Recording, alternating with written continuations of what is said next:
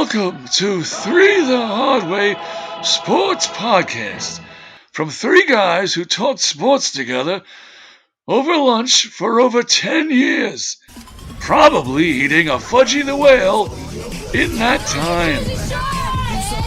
All right, we got a situation. I'm the sweetest bitch you'll ever meet. After I have sex with a guy, I will rip their heads off. Hello, everybody. Welcome to Three the Hard Way Sports Podcast. I am Bryan Galloway here from Rumson, New Jersey. We have Alex Shanley. How are you, Alex? I'm doing great. Went to the fair tonight and won a prize, so I'm What feeling fair? good. What, did you go to the Allentown Fair? Fairhaven Fireman. Fairhaven Fair. Okay. It's like a 7-foot long stuffed snake. The long snake. What did you win? How did you win it? Spraying the water into the mouth of a clown. Of a clown. Mouth. All right. That is a pretty cool. Yeah, it's a sport. I think Yeah. That's more of a sport than bowling or tennis. Winnable competition. Yeah. I hate to say this. I think they're fixed. I I don't think it's a skill at all. Well, I used to work. I can tell you, I used to work in Seaside. Well, first, hold on, wait. And from Parts Unknown, we have Michael Parsons. How are you, Mike? Yeah. I'm doing well. Missed you guys. Okay, good. Happy to be back. Let's get back to Alex. Now we're gonna. Okay, so I used to work at Seaside at the boardwalk, and those things. I mean, they used to be legit. I don't know. Maybe they're not in those little carnivals, but they used to be legit because they were like you would squirt the water in, and it would trigger something, and then it would pop the balloon. But they're not balloons anymore, right? They're just like these things that go up. Oh, yes. So one year we were there and we were just watching. We were like hanging out. We had just played and we stepped away and we're watching. And the next group went and won that nobody was sitting at the seat of. Oh. So it was like, wait, what? The guy's like, oh, we got to do it over. We got to do it over. So I used to work at the Wheels, and I did Cabbage Patch Dolls one summer, and I did CDs another summer. CDs, update myself another summer, and what I would do is like I would have my sisters come, and they would put quarters down, and if no one was around, I would just say, "Hey, they won," because there was no cameras, right? There was nothing. So, and then I would just give them what they wanted, and we did that. It was cool. But then eventually it put cameras in. But there was a game where there was a gigantic circle on the table, and then they gave you 3 metal circles, and there was a magnet under the big circle, and your job was to take those 3 circles and cover the large circle. So basically you got one big circle and 3 like medium sized metal, I don't know, discs, right? So you take the discs and put them on. Now, what you would do is you put them on, and the magnet would like pop them off each other and separate them. So then it was almost impossible to do. And my friend Brendan, he was a guy I used to work with as a summer temp, and he went to Rutgers. He actually would come, and he would have a magnet on his fingers, and he would rub it on while he was waiting, he would rub it on those things, and he put it down, and it would counteract it. And they had really good prizes because no one was ever winning. So like he ended up winning like all these. So we would go, hey, I need a new boombox. And he goes, okay, and he goes and he plays it, and he wins that, and the guy was getting all pissed. And he did it like that summer. He went like 8 times maybe and got prizes, and they banned him. And like Seaside Heights banned him. They actually one day they came and they said you can't play, and it was crazy. But they couldn't tell what he was doing, but he told us. It was hilarious. It was hilarious. So most of those games, maybe they're not fixed, but they're kind of fixed against that. Like you would never, if without that, you're never gonna win this game, and you would go there looking at it and say like I'm going to win something. So a lot of those are. I couldn't tell you that they aren't rigged. The one with the bottles, and you throw the ball and hit them. They're weighted too. They're weighted, and sometimes one of the 3 of them is really weighted. I used to see that stuff. So it's they say, oh yeah, every once in a while if somebody wins, it actually keeps the numbers down. But I'm thinking like that's not good. Yeah. Because you don't, and the bucket one too. There's the bucket one. They have a bucket, and you throw like a softball inside. Oh, the milk jug. That Yeah, one? they would put Or the put bucket, yes. all rubber Basket, behind yeah. They would put all rubber behind it too. So like you would throw it, and you'd think, oh, I got it right here, and bang, it would bounce right out. And you're like, oh, how could that happen? And they did that. So I was there at Seaside. I saw it. So I wasn't. The wheel was accurate. It was actually fair, but there were so many chances. The odds were always not in your favor anyway. Well, they had that basketball shoot where it barely fits. Yeah, the ball barely fits. The ball is overinflated. I've always wanted to see guys like Steph Curry and Kevin Durant like in disguises going, because if those guys can't make shots on those things, I bet you they could. I would love to see that though. Wouldn't you? I'd love to see that. Well, that accurate. My daughter Taylor, she's a good she always was a good free throw shooter. We were in California at what's that famous boardwalk there? The Santa Monica? The pier. Yeah, Santa Monica Pier. Okay. We were at Santa Monica Pier, and they had a guy, and he had a basketball net thing, and it was a little high. It was higher than the normal one, and I knew it had to be, and she's like, "Oh, Dad, I want to try that because they had I want to try that." I'm like, "Taylor, how much is it? $10. You're not doing it. $10.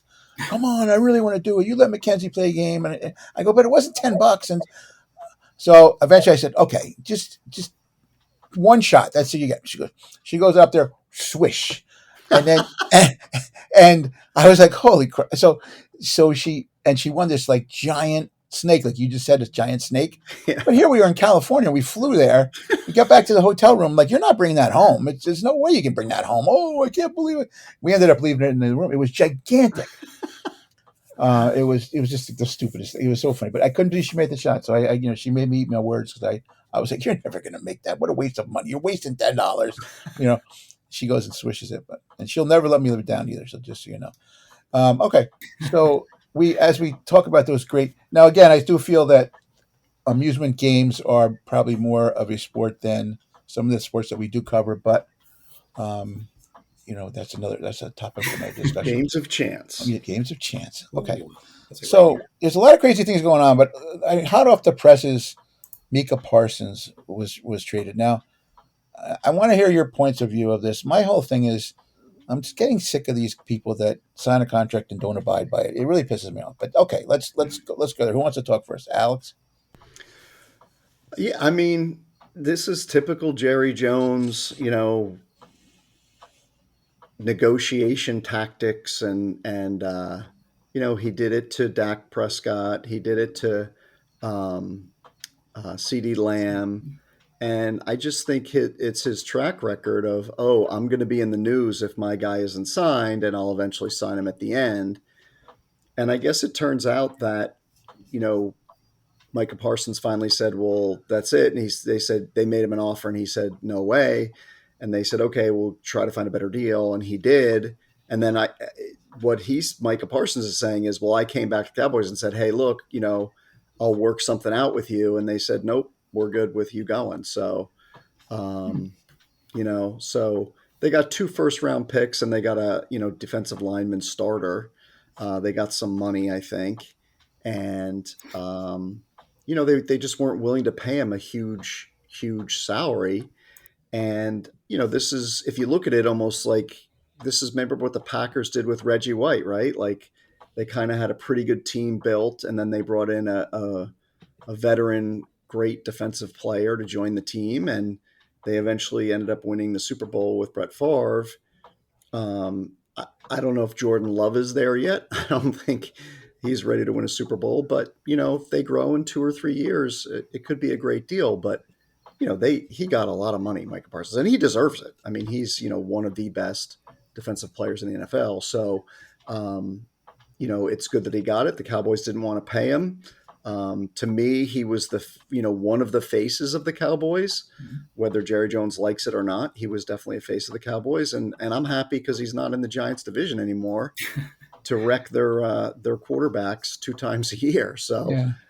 It's got to be a good thing for the Giants for sure. But I think I think Jerry Jones is trying to spin it now, like, it's going to make our team better in the future, and we may trade some of these draft picks to get better still and all this stuff. But I You know don't have. what? I I just mean, where are the can't. Packers going to be picking? They're going to be No, I picking know. mid to late first Yeah. round. Yeah, I know. You I know, know. so they're going to get two mid to late first round guys, and the contract thing, Brian, I get it. Like I'm with you on that. Like you have a contract, so play, and he could have, right? He could have just said, okay, I'll play, and you know, played 1 year, and then he's going to leave and get the same contract, or the Cowboys get something for him, because if he just played it out, the Cowboys could have actually had him for 3 more years, right? Yeah, they could have And franchised him, right? right, and that's the problem with just play your contract out. The players can say, yeah, I'm going to play my contract out, and then you're going to franchise me, and then you're going to franchise me, so you're really getting me for 3 more years when it's a untenable relationship, and I don't want to be here. So I think if you're getting into the last year of your contract and you want to sit down and say, hey, let's talk about a new contract, I don't think you're wrong. But if the team says, no, we're not going to do it, you got to come back and you got to play, right? That's the deal. But then you're not going to get anything for him eventually in the end. So the Cowboys got something for him. Yeah, I mean, I think it's again, I'm not a multimillionaire who, I'm thinking if you make 40 million and now you're making 50 million, is it really a big difference? And that's the thing that I'll just never understand. I'll never understand that because that'll never be something I have to deal with. But Well, it's length of contract though, right? Like in football, he could get hurt this year and never play again, right? But if he gets guarantees in the new Guaranteed money, contract, yeah. he gets some money, and that's the whole name of the game, is getting those guarantees.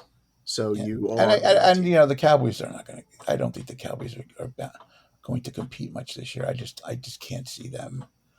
I agree. You know better than me, but I'm not. They just don't seem. I don't even know who they're running. They're starting running back. I know the name, but I'm just like, he's not very good. So I just don't. And that's usually a team that's built on running, right? I mean. Yeah, and they're in the toughest division, I think, right? Probably besides maybe the AFC West. I think those two divisions are two really tough divisions. So I don't think the Cowboys. Well, the NFC Central just got even better. That was a really good division last year. Yeah, that's true too. Yeah, you're right. It's a rough division, man. Yeah, the bloodbath in there. That's a great division. And the Bears are getting better, and I think the Bears. You're going to see the Bears. Yeah, they're young and they're making some good draft picks and they're getting better. So. Caleb's still the wild card there. Like, he is. But he's got the right coach now. Got the right coach, I think. Hopefully, yeah. I'm with you, Brian. Like, I kind of take that grumpy old man approach of, hey, honor your contract. But I feel like also for years the NFL has just been run by the owners, where players were getting these massive contracts, but there was not a lot of guaranteed money. And then if a guy got hurt or started to struggle, the team would just let the guy go, and there was no real hit to the team. So I can see the players taking a stronger stance and doing things like demanding a trade, asking for more guaranteed money. In this case, it seems like, okay, great. Both teams got what they wanted. Micah Parsons wanted to get traded. Cowboys are insisting on him staying. Well, they got a couple of second-round picks. They got, I think his name's Kenny Clark back, who's a pretty good defensive lineman. So I feel like teams got what they wanted. To your point, Alex, that Packers 2 first-round picks on paper. You're like, 2 first-round picks. They're going to be later in the draft, I think, and who knows what you're going to get there. So I kind of feel like the Packers won this trade because they got a really dominant defensive player. I mean, which I feel like they need in that division. With the Lions are really good. The Vikings are really good. We'll see about them with J.J. McCarthy as the quarterback. The Bears, I hope, are going to get better, right, with Caleb Williams and Ben Johnson now coaching him. And now the Packers were good last year. So I'm curious to see how this plays out. Think about that division, though, right? Like, great teams, but not great quarterbacks. No, right? Like, no, you're right. Jared Goff, really good, right? Jordan Love, I would say good. Caleb Williams, unproven. And Buccaneers. Isn't the Buccaneers in that? No, are they in that division? The Vikings, right? The Vikings. J.J. McCarthy, like, who knows? We know. He's never taken a snap yet. But a good division still, so you can win without quarterbacks. But and I know we're not. I mean, we're probably not going. It's not. I don't think it's time to do our NFL preview. But there's things I look at this too, because I just did like 4 fantasy drafts, and Michael Penix Jr. Like the Falcons could be a good team too. Oh yeah. I'm like shocked, but they could. The Rams, if Stafford stays healthy, the Rams Well, are a darn good he's got to team. get healthy Yeah, first. get healthy. But the 49ers are not good. I don't think they're going to be that good this year, but they're not bad. And the Saints are rebuilding. But there's some good teams in that. And I mean, NFC. There's some good teams there. Yeah. It's going to be very interesting this year. Yeah. I have to dig in on Alex and ask a question because I just finished watching the second season of Quarterback. Jared Goff, you think he was more a product of a great offensive system than himself being that good? I'm saying not great. I think he's really good. Yeah. Like, I don't think he's a great quarterback. Okay. But yes, I think he's. You're great. Your definition of a great is like that top level, Josh Yeah, Allen. I would Mahomes. say Okay. top five. Okay. So Top, it's a second tier, like a step below. Yeah, the and summer. and I mean, he's surrounded by a great cast, which you need to be, Yeah. right? I mean, Sure. Jameer Gibbs is great. David Montgomery is great. Williams, Laporta, yeah, they got Yeah, weapons everywhere. Amon St. Brown. Yeah. He's got it there, and again, he executes the offense. I think he's very good, but he's not. He's not what anybody. I mean, if you say, "Oh, give me the best 5 quarterbacks in the NFL," he's not. Nobody's mentioning Jared Goff, right? So, that's what I mean by, hey, Detroit's winning with a very good quarterback, but not with a great quarterback. And that whole division, I don't think there's a great quarterback in that division. Yeah. So, I mean, I would even say at this, it's early, but like Jaden Daniels is a great quarterback. Oh yeah, yeah. Like you look at that guy and you're like, wow, Yeah. Dynamic. Now we'll see in the second year when defensive coordinators get tape on them and they've played him a couple times and how it works out. But you can see how a guy that's great can impact the team so much more without necessarily all the talent around him. And the other way to attack it is we'll get all the talent and then don't worry about the quarterback until later. And I think that's the tack that the Giants and the Jets are taking, right? Is like, hey, we're not just going to pick some quarterback in the first round because, we have a first round pick. We're going to build great teams and then add the quarterback later, which I think more teams are doing now. Yeah. So Makes sense.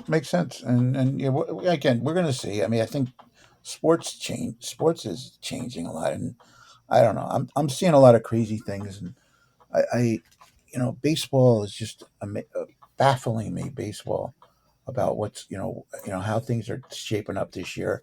How when we last recorded to now, what's the Yankees went downhill for a while. Now they're on up. The Mets became a disaster. Now they're back again. It's just amazing how how sports change from week to week. yeah, especially in baseball, right? Like I just think the league now is built around streaks, right? Like you play good teams and you probably don't look that good. And then you play some bad teams like the Yankees are playing now. And, you look like world beaters.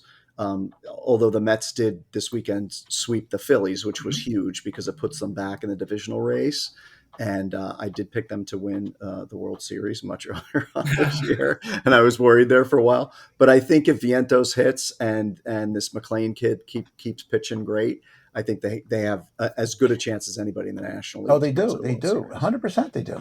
Yeah. And maybe Soto will wake up, but you just don't know. Yeah. Here's an interesting. He's been playing better as of late. I know. Yeah. So I noticed something the other day, and I actually took note of it because I wanted to talk about this with you guys. So, when do you think the last 20-game winner was in baseball? Wow. Boy, I would have said when we were growing up, they were every year, right? There's like 5 of them, Yeah, I thought Skubal won 20 last year. No, he didn't. He didn't. Wow. The Braves, 2023, Spencer Strider for the really, Braves, right? Okay, but so even more interesting. Okay, when do you think the last time a Colorado Rocky won 20 games? What? I would say never. You're correct, never. Yeah, I would say never. That's the only team that's never had one. Right? Okay, so another amazing one. A team that's always been known for its pitching, the Orioles. When was the last time that they had a 20-game winner? Mike Mussina. Never won 20. Never. Oh, that's right. That was his big thing. He never won. Mike Boddicker. Yeah, 1984. Yeah. Wow. He was very good. He was a good pitcher. He was a good pitcher. Real good pitcher. Okay. Yeah. So, the Yankees. Last 20-game winner for the Yankees.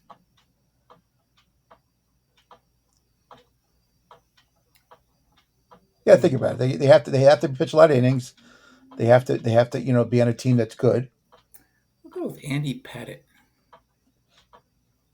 Nope. C.C. Sabathia in 2010. Oh, yeah. How about the Mets? Last 20-game winner for the Mets. This is going to be an interesting one.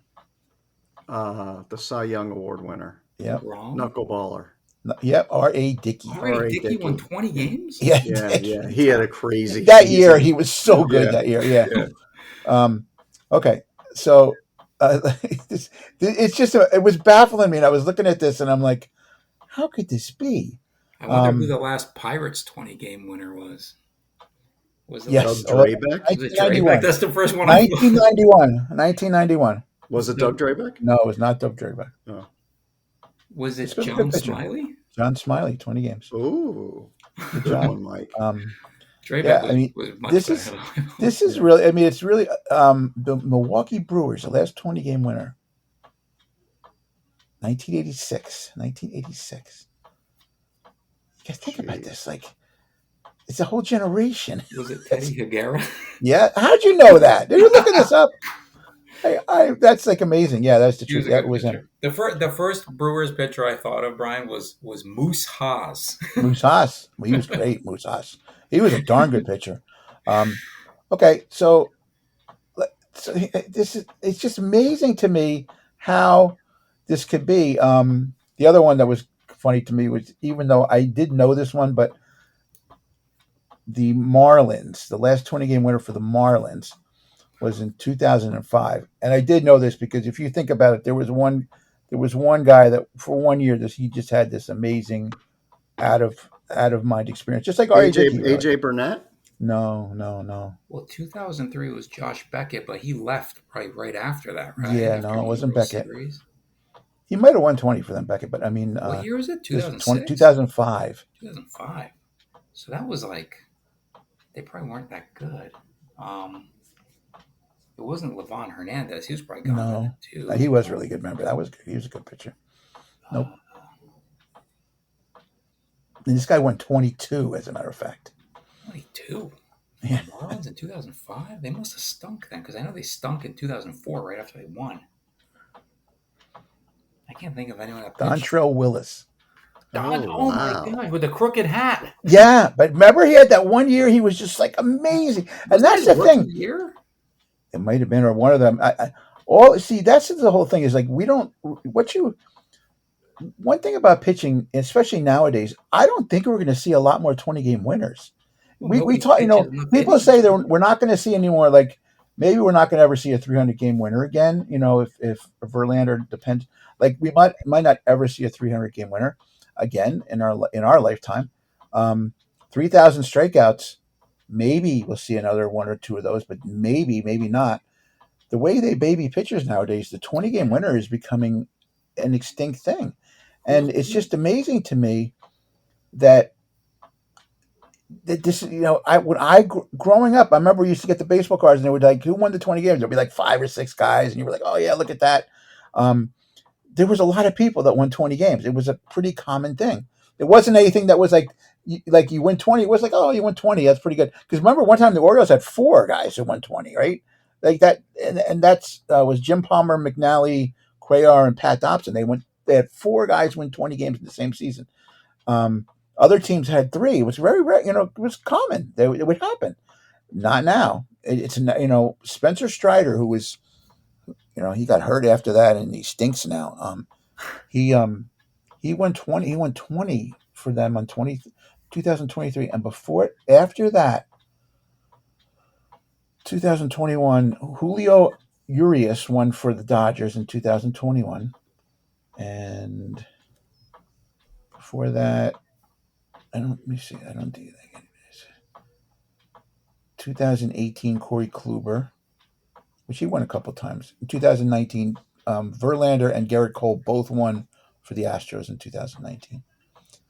And this year, nobody's close. I mean, there's a 15-game winner, but there's only, 30 games left? So he'll have maybe six chances. The odds Freddie are no, Peralta. it's not going to happen. It's not going to happen. Crochet, Fried, and Rodon all have 14 wins. It's not going to happen. It's not going to happen. Yeah. But it's just amazing to me how something that was such a, it was to the point where I never even thought it was a big deal. Like when Catfish Hunter won like 25 one year or something, like that's a big deal. Or when Denny McLain won 31, that's no one's ever going to do that again. Like that'll never happen again. No way. No, it won't. But you wonder if eventually it'll start to turn back to these guys that actually pitch versus just blowing your arm out. Or is there never going back from that? Like the McLean kid for the Mets, he's a pitcher. Like he's not throwing 98 miles an hour. I like him a lot. Right. He's got, 4 or 5 different pitches he can throw, maybe 6. He's throwing a changeup that's in the, high 70s, low 80s.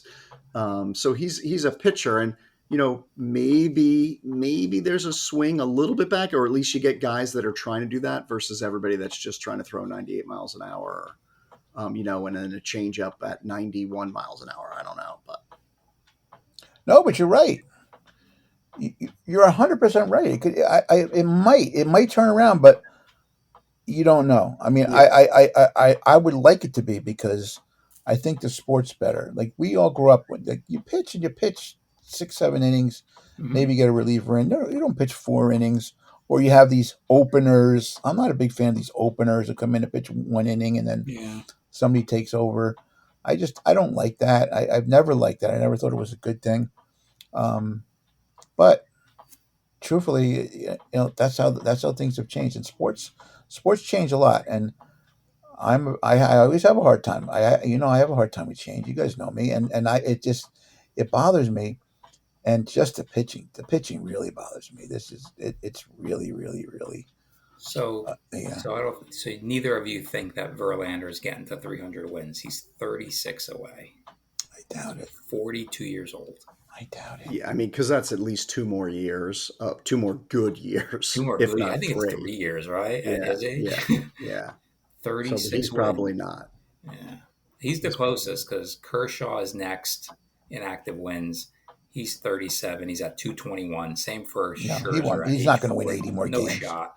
Yeah, he's not going to win 80 more games. No way.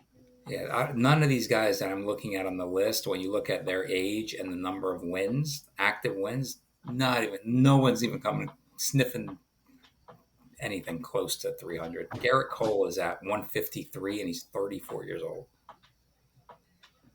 There's no way. Not going to happen. Yeah. So there might be a young guy comes up who comes up early and starts, getting, all you got to do is have a string of 15. You do 15 for a long period of time, you'll be okay. You'll do it. Don Sutton it. Yeah. We laugh about Don Sutton, but we need another Don Sutton, because no one's doing this stuff. 12 games a year for 50 years. Yeah. He was but he was a clutch guy. He was a clutch pitcher whenever they needed him. Who was the guy for the Phillies that just retired a few years ago? He was in his 40s. He was still pitching. I know who you're talking about too. I'm drawing a blank, but yeah, I know who you're talking about. I gotta go. But he didn't get 300 wins though, right? So No. Yeah, but I remember Steve Carlton one year. I think he won 27 for the Phillies, and they stunk that year. Like he would just go out there and no one could hit. He pitched 8 innings. He pitched until they were winning, and and they bring in Tug McGraw or something. Like it was amazing how, and that even relief pitchers have changed. Like we've talked about that with Mariano versus, Sparky Lyle would come in 2 innings, or Goose Gossage would come in 2 innings, and Mariano would do 1. Nowadays they don't even pitch a whole inning. They come in for like 2/3 of an inning. Yeah. It is just amazing, and that which kills their ERA too. Is they give up 1 run and their ERA sucks. Yeah. But Jamie Moyer. Wait. Oh, yeah. He was like 47, right? Yeah. 49. He had some good years. He was won a a game at yeah. 49 when he was in for the Rockies. That's amazing. The Rockies. Gave But up 12 runs in one. Jamie Moyer was a darn good pitcher for a long period of time. He was he wasn't a superstar, but you don't have to be a superstar to be a number 3 or 4 starter. You have to be consistent and just pitch innings, and you're going to win. If you're on a good team, and I think I'm trying to figure this out because I remember the Yankees one year. So when the Yankees were really, really good, and then Catfish Hunter was good and Guidry was good, like Ed Figueroa one time won 20 games. And Ed Figueroa was a good pitcher, but he wasn't great. But he would pitch enough innings, and the Yankees were good enough teams that they would come back and score runs. So, I think that's the big thing is nowadays people just, they pull the pitchers early. And maybe the team comes back, but they're not going to reap the benefits, and the relief pitchers do. But back in the day, you would pitch, try to keep your team in the game. And maybe if you gave up 3 or 4 runs, it's not the end of the world. If your team scored 5, you're going to get the win. They don't have that opportunity now. They're out.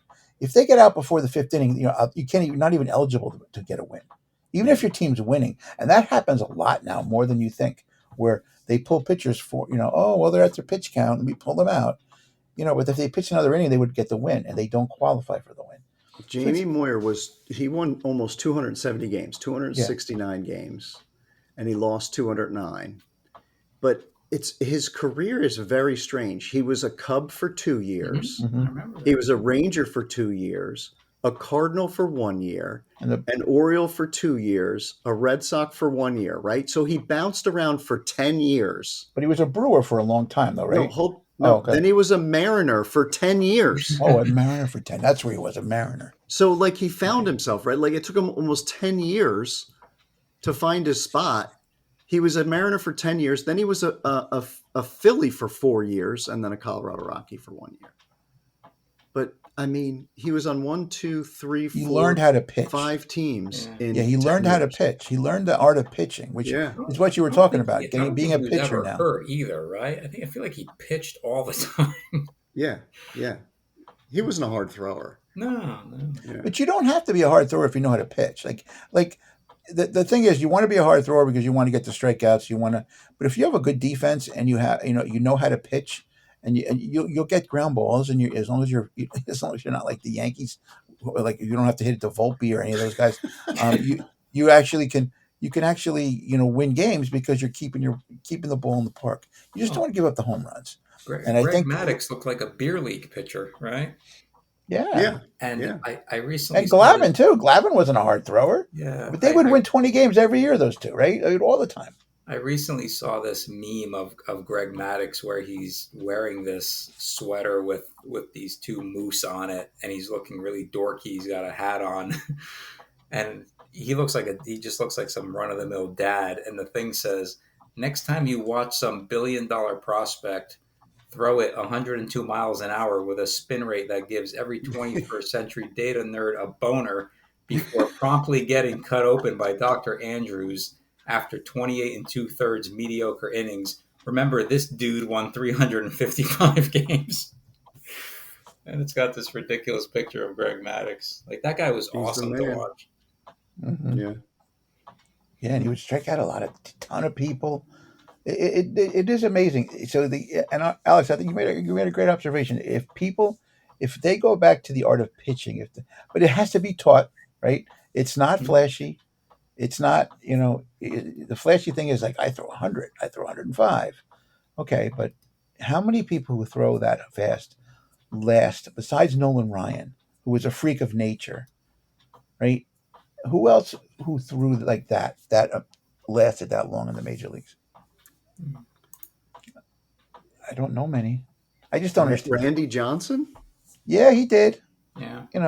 He lasted a while. But he also learned to pitch. Randy Johnson came up he learned to pitch too. He would sit back and ease in a crazy curveball every once in a while, and again, the Tom Seavers and the Ron Guidrys. Like Ron Guidry,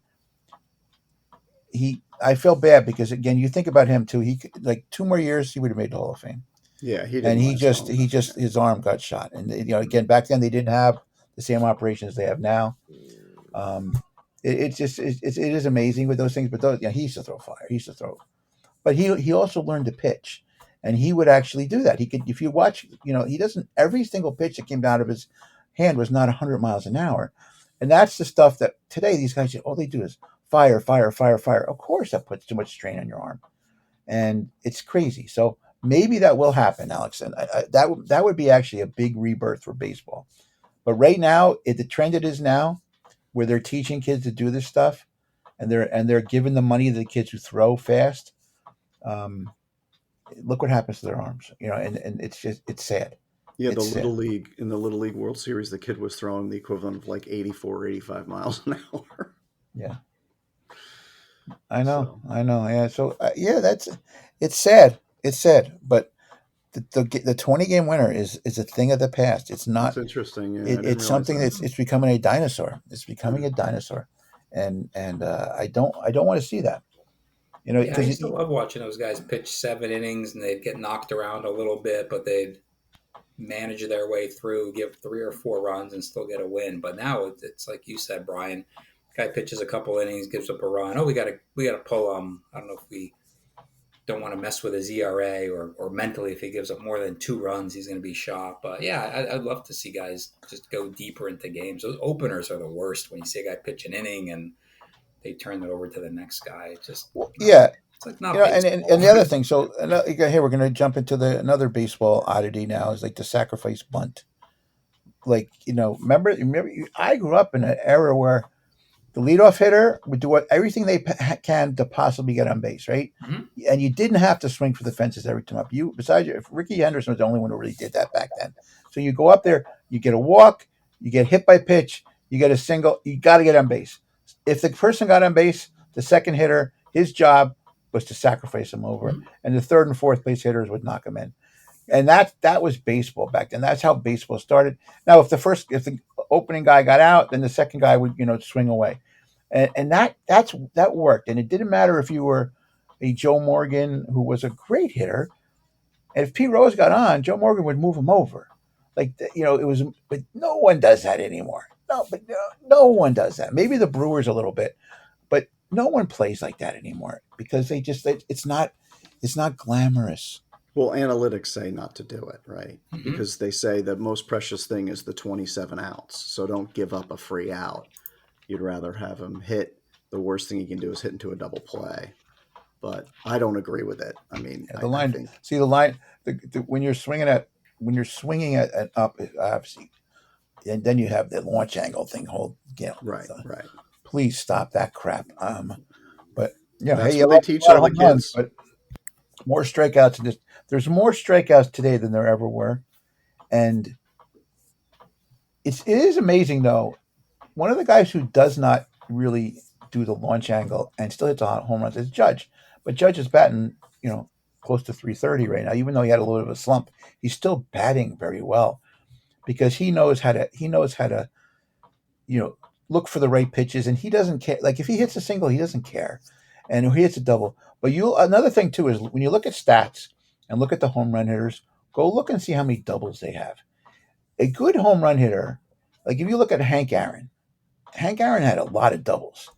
Willie Mays, they had a lot of doubles. But a lot of these home run hitters, they have like 500 home runs and they have 200 doubles. And that means that all they were doing was swinging at the fence. They didn't really do. They weren't actually a good hitter. A good hitter does both, and that's I always look. That's one of the things when I look at stats. Triples are, you can't really try to get a triple. That's not going to happen. Triples are, hey, it's a fluke thing. The ball bounces a certain way. Maybe somebody misjudges a fly. You get a triple. You're not just going to go up and hit a triple. You're going to hit a double. And I think the art of the double is kind of gone too. You don't see as many doubles anymore. Another interesting, weird fact, but stat wise, you just don't see that anymore. Because like you said, brother, strikeouts are so up now, Yeah. I mean, there's so many more strikeouts now than. You can strike out 3 times in a home run, you have a good day. But in reality, that's not really a good day. You're 1 for 4. I had a home run. But you struck out 3 times. And that's a wasted out, too, in a lot of ways. You're not moving the runner over. You're not, and that's another. Again, I've been going to a lot of games lately. I saw the Royals recently. I saw the Pirates. Mike saw the Brewers. Mm-hmm. When you watch these games, I always look at that stuff, especially if you sit close. You look at these games and you see what's going on. and there'll be like 2 runners on, and the guy swings at the first pitch, and doesn't even take some pitches. Like I was always taught, like, you have runners on base, make the pitcher give you a good pitch, make the pitcher work. Let's try to tire him out, give him a chance to walk you, because load the bases because the power hitter is coming up next. No one does that anymore. Because Oh, that everybody's a just power bothers me. hitter. Yeah, well, they just don't. They don't understand They don't understand baseball, and I think that's another big thing is that kids nowadays, they don't learn the art of baseball. They just learn how to hit home runs. The glamour. It's just not the same thing anymore. Like, why do so many people get picked off base all the time? How could that be? It's like, it happens so much now. How do you get picked off base all the time? You don't know the rules of baseball. It's like, it is amazing. The number of errors you see today. It's very different sport. Very different sport. And seeing it live recently, I still appreciate it. I still love it. I love, some of these parks. I really have to go to the Brewer one, because I heard what Mike talk about that, but what I saw in Pittsburgh, what I saw in Kansas City, those are great parks. It's so cool. They have so much flavor, and they're fun, and the fans like them. But then you see everybody trying to hit home runs every time up. It's just boring. It's just not the same game. It's not the same game. I'm sorry to get. I'm the old man. Get off my lawn. But it is. Yelling It at is. clouds. Yeah. I'm with you, Brian. I mean, they talk about. I would prefer to watch a baseball game as this strategic endeavor and almost like a chess match. And yeah, the leadoff man gets on, second batter sacrifices him over, gives up an out, and you got 2 shots to bring in a run. And you want to plate runs, but yeah, I think everything now is. They got the pitch clock, and you're talking about the home runs, and I don't know if that's like an analytics thing or just like hey, we got to make baseball more exciting, and what's more exciting than a home run? Nothing. So let's get more of that. I don't know, like what's behind the whole thing, but it's a different game. Yeah. And again, how are they going to stop it? Because for TV, they like to see the home runs, which that's another thing. Sometimes TV dictates how sports are. TV likes the 3-point shots. It's just going to take a couple teams winning, not doing it, and then everybody's going to go to the other way, right? Like, I hope so. I remember when the Marlins beat the Yankees in the World Series. That was 2003, right? Yep. That's what the Marlins did. They had Juan Pierre was their leadoff guy, and he'd get on base, and then Luis Castillo was the number 2 hitter, and he'd move him over every time. And then Pudge Rodriguez batted third. I don't remember who batted cleanup. Jeff Conine the Barbarian. Conine? Yeah.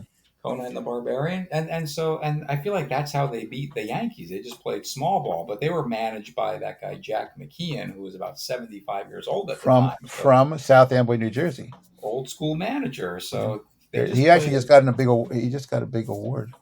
I think he's still alive. Yeah, he just. I know that, or they gave him a big plaque downtown in South Amboy. There was the O'Brien brothers, and the O'Brien brothers were 2 brothers who played Major League Baseball, and Jack McKeon all got like plaques in South Amboy recently.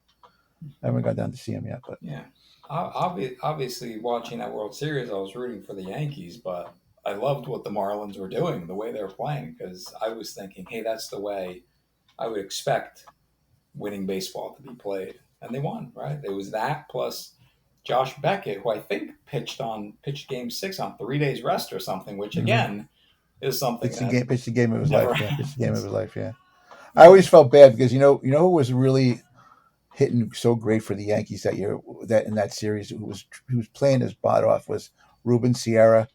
Like that was Ruben's like swan song, and he was stinging balls all over the place, but they just didn't win. So he never got a World Series championship. But yeah, that Yankee team. That was a good Yankee team, and that World Series doesn't bother me as much as the Arizona World Series, because I really felt the Arizona, they were a better team, and it just wasn't in the cards. It just wasn't in the cards for them that year. But I mean, the Yankees have proven lately that you can't just hit home runs and win the World Series, right? I mean, that's all they do is mash the ball. They lead the league every year in home runs. But the other day, they had like 9 in the same game, and I know there's one inning they scored 9 runs, and you know who made 2 outs? in the same inning, Volpe.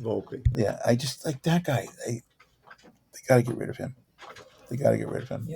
The Braves used to have that problem too, where they were just mashing home runs all season, and then the playoffs would come, and the strike zone would get bigger, and they just couldn't keep up and just lost everything. I mean, the Yankees have 26 more home runs than the next best team for home runs. 26. That's almost a troubling statistic. Yeah. Right. Well, and that's the problem is when the playoffs come, they for some reason in the playoffs it doesn't happen anymore. They forget how to hit. Well, good pitching. Because you're always seeing a great. Well, and there's also scouting reports. When you're playing a 162 game schedule, the scouting reports don't mean that much because you're just trying to get through the series. When you're in a series, you sit the night before and you do your scouting report and you look at how you're going to pitch everybody. They don't do that much now because there's just too much going on. But when you have the time, it's just like a football. When you're having a football playoff game, which is Belichick's big piece. You could say what you want about Brady, but you give Belichick a week to plan for a team, like he did great. And so when you're playing baseball and you have time to scout your teams and you know the tendencies of the players, you're going to pitch outside to somebody and you're going to do this. And what the Yankees' problem last year was Judge could not hit, and once it got in his head, they used it against him. They basically tried to make him. They tried to force him to be the guy, and he just was getting worse and worse. And I always feel bad for him about that because he's got a lot of pressure on him, always. Right? They still have never really found that person. Like Soto was good, and he took some of the load off of it. But I always think that Judge made Soto a better player because you had to go through Soto to get to Judge, so they gave Soto better pitches to hit. But it's definitely true. Who knows? I mean, like the Brewers this year have 144 home runs. They're 19th on the list, and I think they have the best record in baseball. They're the best team. They play baseball. That's why I brought them up before. They're one of the few teams that does try to move runners along and play baseball the right way. And they just got back. They got one of their better pitchers back, who was out all year. Woodruff? They're even better now.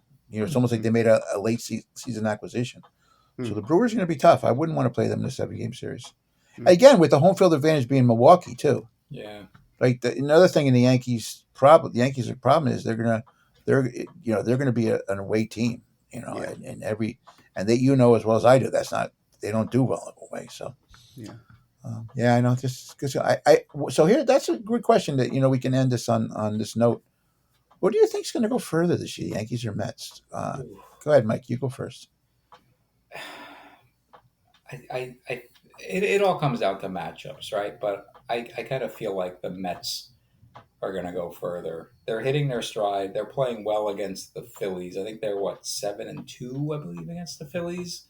And I always view the Phillies as probably. I know we're talking about the Brewers and they're having a great season. I don't think the Dodgers are as good as they've been. The Phillies, to me, are always the most dangerous team in the National League. And I feel like the Mets are just a little bit better. Playing well. They've won 7 of their last 10. So the Yankees been mashing home runs a lot lately, but I don't know. I'm just not I just can't see the Yankees going far this year. Okay. I agree with you. I totally agree. I mean, I picked the Mets to win it all, but I just don't. I don't think the Yankees have the right chemistry this year. I mean, I think if they had Garrett Cole, my answer would be different. But you don't have your number one pitcher. But think about it: if they had Cole and Fried and Schlitter and Rodon, and I mean, they would have this formidable. They'd be winning games because of pitching, and I just don't think they hit enough in the playoffs. And I think the Mets have enough young guys that don't know any different, but they have to play great. And Vientos is one of those guys. He has to be their DH, and he has to really lengthen the lineup. And if he doesn't, they're vulnerable because they're basically 3 guys, right? There are 3 guys at the top of the lineup. They have Lindor, they have Alonso, and they have Soto. And then after that, it really falls off. But if they get Vientos, hitting, he's going to lengthen that lineup a little bit, and then all of a sudden McNeil moves down and Nimmo moves down, and the lineup makes a lot more sense. Yeah, if McNeil and Nimmo ever hit, they're really tough. Yeah, And those Well, guys are so Nimmo hot just and had a cold, but big they're hit the scrappy. other day, right, against the Phillies. So Yeah. that over-reliance on home runs that the Yankees have always troubles me. The Mets seem to have that little bit of magic. Yeah. And the Mets also field a lot better than that. But again, Soto's not a good fielder, but most of the Mets players are good fielders. Well, I think the Padres are going to be a tough out. I think they're very good, and I think if the Mets have to play them in a wild card game, that's the team I would worry the most about. Would be the Padres. All about the matchups. Yep. Yep. Guess we got them last year, right? The Padres, right? No, the Dodgers. Dodgers. Dodgers, right? Yeah. But I'm not worried. I'm not worried about the Dodgers this year. They're just No. not as good. No. But they're still first in I their division, know, which but is crazy. their Hanging on, bullpen's man. horrible. And they have the second best record in the NL. But That's they how have, because they started out. yeah, It's they haven't been. They're not as good anymore. But yeah. again, would you want to play? They have a good home field advantage too. It's a tough park to go in and win at. Yeah, they have tough pitching injuries this year. Well, too. Kershaw's starting to come back. Didn't they just get 5 good innings out of Ohtani the other day? Yeah. But I don't know that you can pitch him in the playoffs. No, I don't think so either. I would not want to. Yeah. You can't waste his bat. Yeah. It's amazing too. You know something? I still, in their prime, I'd still take Judge over him. Judge is just a better hitter all around. Oh, I would too. A lot of people won't say that though. A lot of people won't say that. He's a better player. And he's a good fielder. He's a very smart fielder. His arm's got a problem right now, but Judge, you put Judge in your outfield, and he's going to do his job. Yeah. Do the right thing. Yeah, I do. And but that's not an argument. It maybe most New Yorkers are going to say that, but the rest of the country they're like Ohtani. Oh yeah, they don't understand Judge for some reason. I don't think they appreciate. He does not get appreciated in the rest of. And Ohtani didn't do much in the playoffs last year. It's not like he carried the Dodgers. I mean, he wasn't very good at all. Was terrific. Yeah, Freddie Freeman is why they won the World Series. Yeah. Ohtani was hurt, right? His arm was hurt. Mm-hmm. Too big. What a baby. He also gambled and got his best friend put in jail because he covered up for him. Yeah. You know what? I saw a guy. He was on a podcast. I don't know who it was, but he said his buddy was the bookie taking the bets, or he was the guy taking the bets from Ohtani's translator. Yeah. And he said it was him. It wasn't Ohtani. He said it was him. And he said he gave him like $1,000 line of credit, and he then upped it to $8,000. And then he said he went up to 50,000, and then 100,000, and then 300,000. And the interviewer was like, "Is he paying you back?" He's like, "Oh yeah, he would pay me back, and he would give me the 300,000, and I would up him to 500,000." And he said it just kept going, and then all of a sudden it was like 8 million. It was like, he was in debt 8 million. He was like, "Hey, what's going on?" And he said, but he claims that it was the translator. Now, whether Ohtani was asking him to place the bets, I don't know. But he said it started. He was betting on. He said the first bet he ever took from him was like on a Turkish soccer game for $1,000, and he lost. Galatasaray. There you go. Alex, does your translator bet much? Yeah. My Vulcan translator. Yeah, Vulcan translator. No. That story there'll be a 30 for 30 about that. Klingon translator. Come on, man. Klingon. I remember you used to walk around talking Klingon all the time at work. Okay. Well, great episode, guys. This was a terrific discussion here. Good chatting again. Yes, it was very good. And let's see what happens. I think our next episode will be our football preview. We'll give us some time. We have a week to think about stuff before it starts, and Labor Day weekend's coming up, and then here gets football's coming. Yeah, football's coming. Yeah. Excuse me. It's coming quick. Coming quick. Very quick. Very quick. Pumpkin spice is in the air. Oh. Yeah. And I can't believe we didn't talk about Travis Kelce and Taylor Swift getting engaged. Amazing. I'm actually glad we didn't talk about that. Yeah. Or how about Klay Thompson and Megan Thee Stallion? Let's talk about that one.